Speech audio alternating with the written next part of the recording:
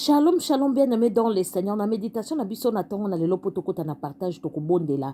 Père éternel, to pambolio to commission. Nzambe na bikela munyonso. Totiki partage à lelo. Et puis, moi, comme on a biso na maboko na yo, Saint-Esprit soit contrôle du début à la fin. To bebi Seigneur, so bokese na kombo na Yesu Masia. Merci Seigneur Jésus. Amen. Bandeko, tozwa livre na biso, Bible na biso kutu. Tozwa Biblia na biso na toujours na Lévitique. Oyo kanga na Bible na nga. Toujours tosukaki na Lévitique. Lévitique oyo tosukaki bongo na Lévitique, totangaki Lévitique 21. Tosukaki na Lévitique 22. Lévitique 22. Verset 10. Lévitique 22, 10. Tokotanga bongo na kombo na Yesu. Aucune personne étrangère ne mangera de fruits saints, ni celui qui loge chez un prêtre, ni son salarié,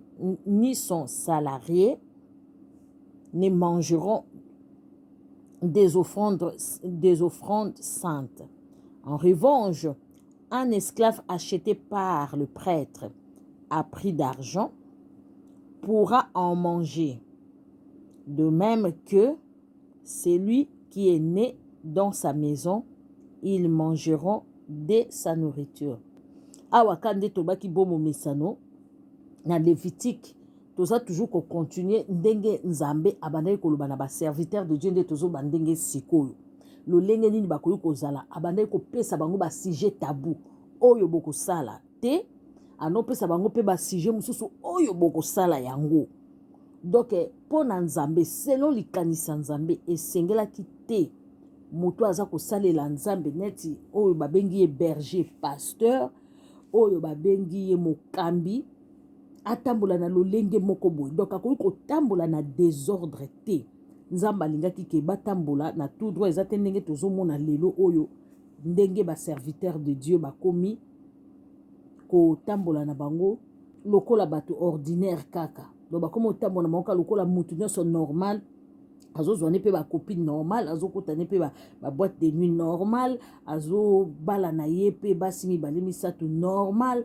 Donc or na tango akaleza ki bongo te nzamba azwaki bango mise à part. Ata pe na tango siko Yesu atindi bango bongo te po ba yekoli ya Yesu Masia ba apôtre les 12.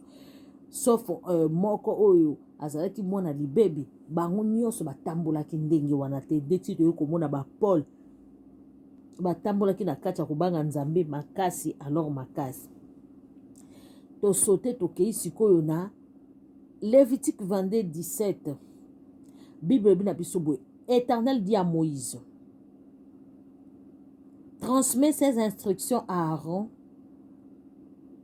à ses fils ainsi que tous les Israélites. Si un Israélite ou un étranger en Israël offre un holocauste à l'Éternel, soit pour l'accomplissement d'un vœu, soit comme offrande volontaire, il prendra un mâle sans défaut parmi le bœuf, les agneaux ou les chevreaux, afin que sa victime soit acceptée. Nzambe tolobaki bandai kolakisa ndenge nini moto soki a péché to moto alingi apesa ne kaka apesa offrande na ye, offrande moko volontaire, to asalaki ve moko boye na nzambe alingi accomplir yango. Babandai kolakisa lolenge nini moto akoki kosala, akoki kozwa boye, akoki kozwa nyama babi, akoki kozwa premier né na kati ya ba élévation na ye neti abokolaka bibwele na ye. Donc première né ya ngombe ou ya cheval ou ya agneau. Premier né mwana liboso oyo aza sans tache akokende kobonzela ye nzambe. Mais quelque part na Bible tokomona nzambe akomi Bible zoba, il n'avait besoin ni de sacrifice ni de l'holocauste mais il m'a formé un corps. Donc, Nzambe azalaki sous na besoin de sacrifice à banyama te. Azalaki sous na besoin de holocauste te. Ba holocauste nyonso, Nzambe azalaki sous na besoin nango te a formé Jésus-Christ azali la parole de Dieu qui s'est fait chair. Mbeka na motu ya nde ye wana. A formé ye corps po akita. Pona a sopa makila. Po ete masumu na biso nyonso elimbisama.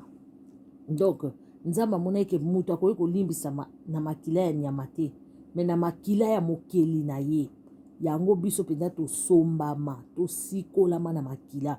Ndeko belelaka makila na Yesu. Parce que Bible eza koloba na biso.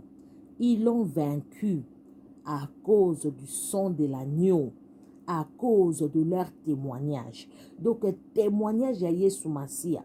Témoignage, Yesu Masia témoignaki biso. Alongoli biso na masumu. Asopi makila na ye. Yango na tango nyonso mikakata no ba difficulté. Na tango nyonso to bomba na makila na Yesu. Po makila na Yesu yango nde un vrai protection. Makila na Yesu yango nde penze simba kabiso. Alléluia. Toke sikoyo na verset 26. Kaka na Lévitique 22, mais toke na 26. Éternel dit à Moïse, quand un veau, un anneau ou un chevreau naîtra, il restera 7 jours avec sa mère. Dès le 8e jour et les suivants, il sera accepté pour être offert à l'Éternel en sacrifice passé par le feu. Vous et veau ou agneau, vous n'égorgerez pas un animal et son petit le même jour. Quand vous offrirez à l'Éternel un sacrifice de reconnaissance, vous ferez en sorte qu'il soit accepté. La victime sera mangée le jour même. Vous ne n'en laisserez rien jusqu'au matin. Je suis l'Éternel. 31. Vous respecterez mes commandements. Vous les mettrez en pratique. Je suis l'Éternel. Vous ne déshonorerez pas mon saint nom, afin que ma sainteté soit respectée au milieu des Israélites. Je suis l'Éternel qui vous considère comme saint, et qui vous ai fait sortir de d'Égypte, pour être votre Dieu. Je suis l'Éternel. Nzamba so yebisa bango boye. Bino botambola na mbindo te bakambi. Bino botambola na mbindo te parce que bino ne bozo représenter nga. Soki bino bozo tambola na mbindo kombo na ngai kozala nini profané. Kombo na nga ekokisa masoni. Bino nde fo bo enseigner malamu pe bo tambola malamu. Elingi koloba te ke bino pe obozo landa bakambi bo tambola malamu te. Moto na moto ko se rendre compte na ye devant Nzambe parce que na bandaku na biso soki oza papa, na bandaku na biso soki oza maman, oza responsable ya famille moko be bapesi yo. Il faut bana wana bazala éduquer selon la parole de Dieu. Il faut bazala éduquer aussi pour la école, spirituellement, physiquement.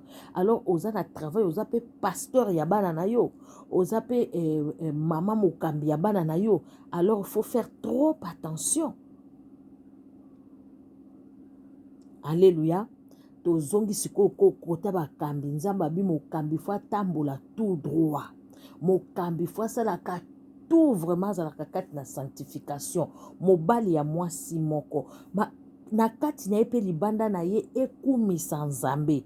Lokola kaka biso nyonso. Soko za mama, oza papa, oza elenge. Il faut kati pe mobimba na ekumisa Nzambe. Mais awa, toye kolobela nanu bakambi. Basali na Nzambe o toza komona bango kati na désordre. O tozo mona bango kati na makambo ebele, kati na baposa ya mokili. Kolula, kolata na annexe, luxe leka. Donc balingi ya minene Nzambe azoloba eza nango à quoi bon moto a gagné nyonso wana ke a perdre âme na ye. Donc lelo tosuki ya bomoni ndenge nzambe azolinga lolenge batambola lobi ke soki bazotambola mabe na Lévitique 22 soki totangi na bana na 31 ti tokita na ba 33 nzambe alobi na bango batambola kona kobanga ye sino te kombo na ye ekobebisama. Nzambe azo protéger réputation na ye kombo na ye oyo bango balati yango ozomona nzambe abi moto akosala mosala mabe jugement ekobanda liboso na basali na nzambe oyo baza kotelema na bashere baza koloba ke bango baza basali na nzambe bazosalela Yesu Masiya. Or bazosalela Yesu Masiya na ndenge moko ya mabe. Nzambe alobi bakozwa mbano na bango. Nzambe apambola biso na tongo na lelo tokutani prochainement. Bon méditer parole oyo, bon méditer parole de Dieu, bon méditer maloba oyo biso nyonso tozonga na nzela tokite nzela ya masumu. Amen.